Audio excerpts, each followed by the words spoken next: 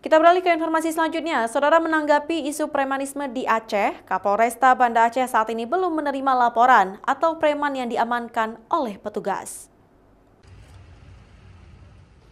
Meskipun belum adanya laporan premanisme di Banda Aceh, petugas Satreskrim Polresta Banda Aceh terus melakukan pengawasan dan patroli rutin ke setiap sudut kota yang berpotensi adanya tindak premanisme. Saat ini beberapa temuan di lapangan seperti parkir liar hanya diberikan sosialisasi dan tidak dilakukan penangkapan. Tingkat premanisme di Banda Aceh saat ini masih dalam ruang lingkup aman dan tidak ditemukan yang meresahkan warga.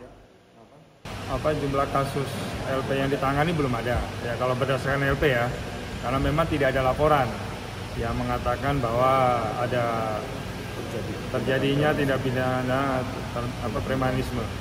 Nah, tapi tetap kita melakukan tindakan-tindakan preventif pencegahan dan juga pembinaan kepada orang-orang yang kita curigai menjadi potensi untuk melakukan aksi premanisme. Misalnya parkir liar, juru parkir liar, itu kita edukasi supaya dia tidak melakukan tindakan-tindakan yang mengarah ke premanisme.